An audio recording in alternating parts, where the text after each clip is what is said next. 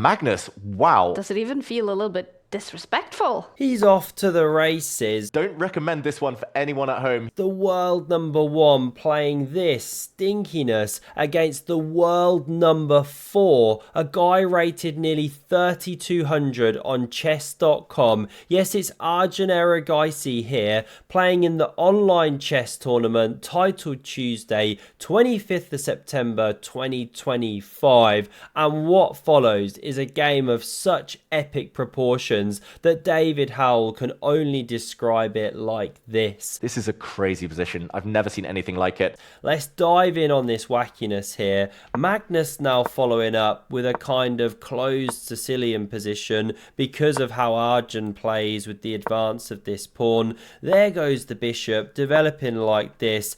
But like David says, don't try this at home. It's not a good opening. The knight's terribly misplaced. Magnus now clamps on the pawn push, but Arjun insists, but Magnus goes first and punches through this move here, roaring like the mighty chess lion he is. Magic Carpetson himself, world number 1 for years, 18-time world champion across all formats. But before Magnus can get too happy about that, Arjun sets up the overpowered connect 4 here, only goes and wins himself an upside down oversized pawn.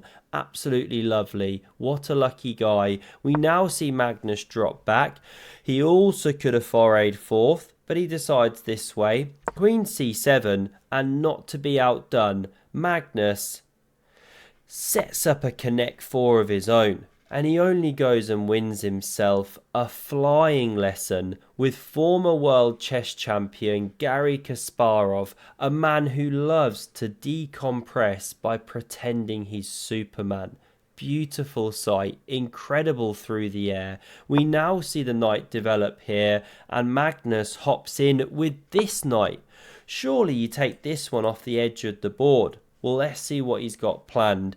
Now, the best move here, according to the all-seeing, all-powerful Sir Stock Squiddington, is a knight centralisation. But Arjun, they call him the madman of chess, takes. Who does that? Leaving yourself with this structure that only a mother could love, allowing the knight to h5. This is Magnus's point.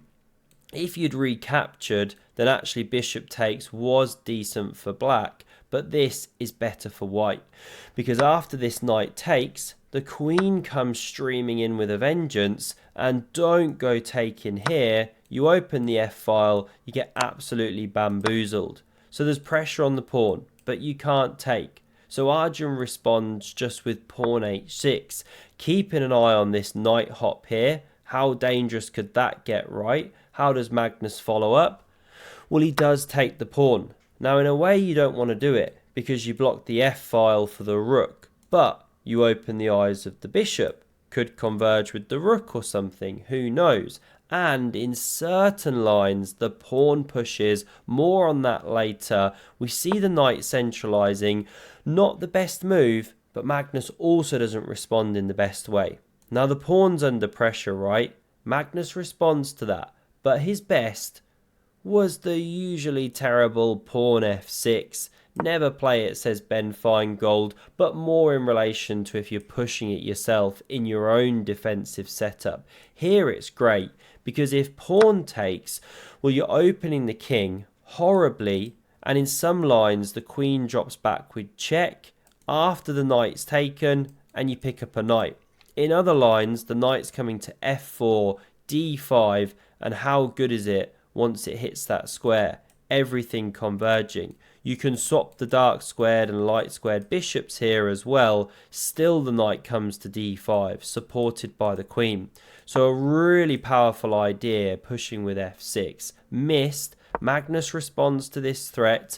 Now bishop b7. He's not perfect. We see this knight enter the game. But despite the fact that it was stuck on the edge of the board, Magnus does stand better. Despite the fact he missed this push, we see takes. And the best move is actually fianchettoing the knight. Now, who does that? Well, the all-powerful engine.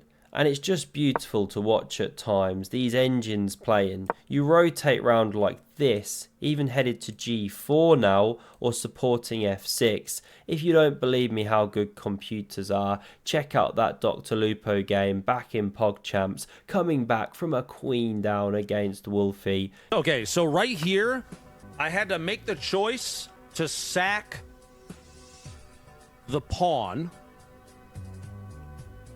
because no matter what, it was just going to go bad really quick. Anyway, let's crack on here, because after bishop takes, we saw king takes, check, and king g1 is best. But Magnus, being the madman now, sticks the king on the edge of the board. That guy going nuts, and Andrea can't help herself. Grabs the pioneers, spinning those beats. Everyone's having a great time. And like said, do not try this at home. It's nuts chess. We love to see it from the top guys. But if you want something more solid, dependable, steady, I've said it so many times, I'll say it again. Check out Lotus Chess. It's in the description. The guys that have developed this opening app absolutely love chess, like seriously committed. They want to make this the best opening chess app going. It already basically is, constantly improving, gamifies the entire thing, connects to lead chess, chess.com, and it has this crushing lines feature that is just fantastic. Tailors the opening play to your opponents, your level, instead of just feeding you endless grandmaster moves that you'll never actually face. And of course, it's AI powered, right? Gotta slip in the buzzword there, but it really is good. Check it out, link in the description, completely free to get started. Let's crack on with the game, because Arjun cementos the king position, great move, and now Magnus shows such astute understanding here after he pushes pawn c3. Now he spends 30 seconds on this one because you're allowing the knight to jump in. Is this good? Is this bad? And you also have to assess this deadly invasion. You know, this is typically why the king should be here, right? Moving back like a knight, stopping such ideas. Now, how do you protect this bishop? There's no rook f1. If you go knight e2, you get into an absolutely terrible bind. Here's one example, attacking the rook. Can't take, or you lose an exchange. If rook a1, c4. If d4, knight e4. All that stuff. So that's not working. Rook c2. Sorry, I was showing knight e2, but nor is rook c2. Only one move saves the day. Queen e2 from Magnus. Gets the exclam because it's the only move to keep the position at a level balance. And here's the point. Arjun takes the bishop here. This is a crazy position. I've never seen anything like it. And queen c2 working. Magnus goes queen e3. And the knight's double attacked and cannot move, or the queen drops. Stunning variation. Now taking here looks natural to me. It is actually the top engine line, but not to now take again, or else the queen drops, then the rook comes back and munches this queen, and white emerges better.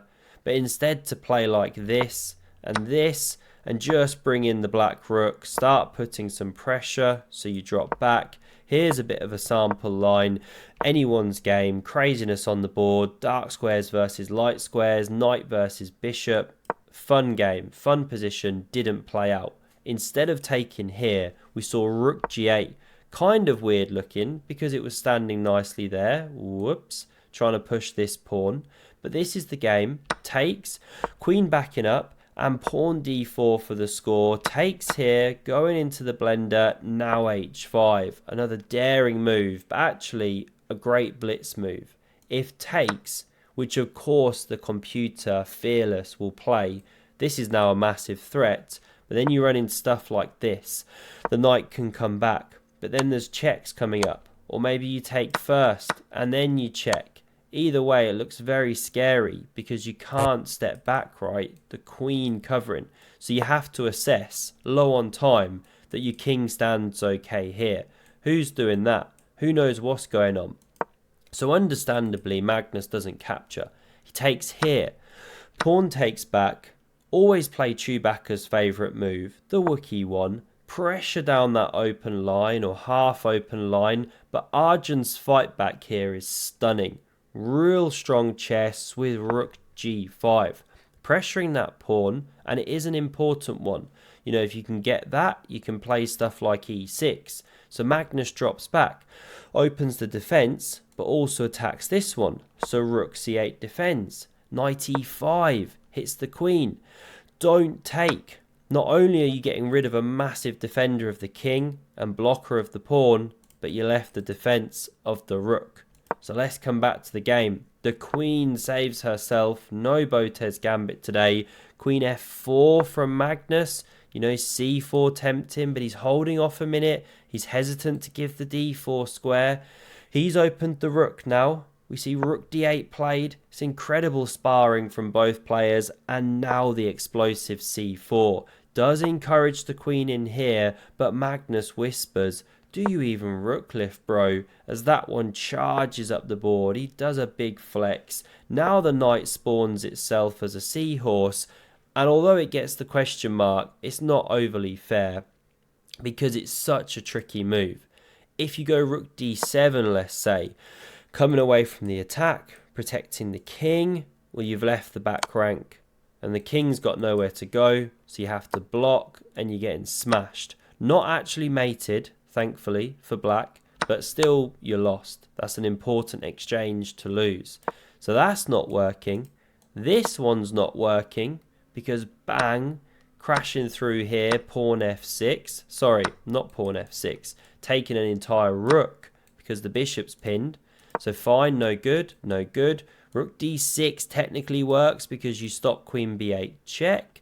But this is the absolute best move. Arjun finds it. You're watching two absolute chess lions going toe to toe here in a very random kind of position, almost freestyle chess-esque, right? Or Fischer random. Now we see rook d2 and it pressures here, and of course now that you decoyed the queen onto these light squares and it doesn't stand here, she can't get in. So you're okay to leave the back rank. Magnus takes, queen recaptures. You could take here, play this tactic. We just enter a different game, could lead to a draw even. Don't step that way, you lose as the pawn runs through. I was doing some clicking, but okay. Magnus, he doesn't want this, doesn't want any perpetuals. He plays this move instead. Queen backing up. Now knight a5, spinning around, pressuring the pawn, bishop defending. It's incredible chess. The game is still in the balance. Zeros, so the queen comes back to cover. No, she doesn't. That was the best move. I'm getting mixed up. We're over 40 moves in now, and again, it's not easy to punish this. The way to do it is king g2. Now you want to stay with this pawn, right? And herein lies the problem. Because if you back up here, supported by the queen, then you can chase the queen. She comes back, then step in. Bishop gonna drop. Fine, let's come here. But now check. Here, bang. Who's finding this geometry right? Low on time. This is a sample line and you emerge a pawn ahead. Even then, these positions are notoriously tough to win because you can get perpetual checked.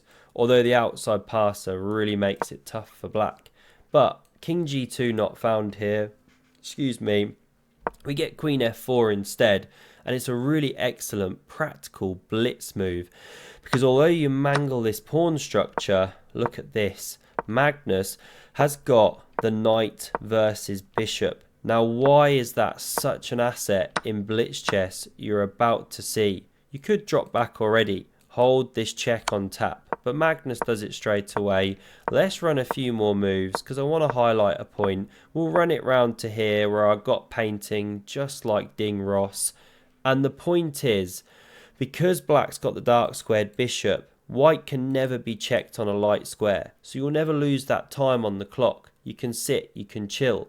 But the knight can hop all over, check the king, cause forks, cause chaos. They're tricky little buggers. We won't swear on the channel and call them something else. And also, they form a lovely barrier, these pawns, these knights, the king. So it's much easier for white to play the position. Magnus starts rotating, but despite everything I just said, he still plays in such a Magnus-esque way. how many people are taking the pawn? Or if you're not taking the pawn and you want to hold the balance, how many are stepping back to just hold this one, play on? Maybe bishop e7, bishop d6. Magnus doesn't do either. Instead, whoops, he plays knight e5. Really tricky move. Threatens the fork, and if you chop off this bishop and everything, then this is dropping, c-pawn's running.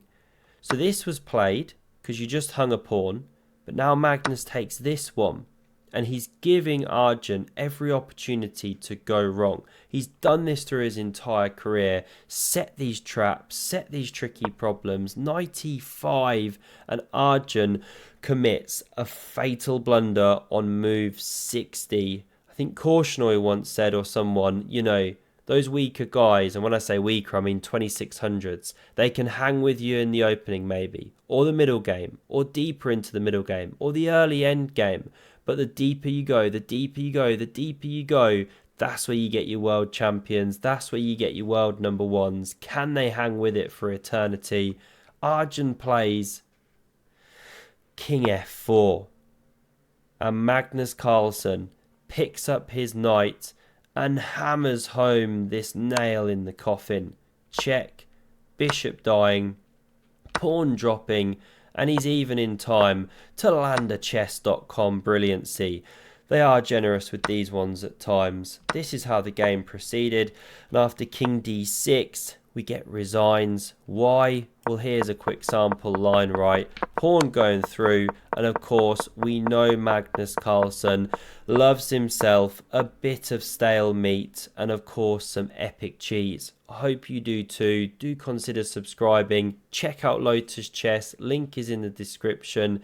This is the final position here of this incredible game, 66 moves, and have a look at the video on screen if you want another fantastic game of Magnus Carlsen astonishing chess. Thanks very much for watching and see you soon. Cheers.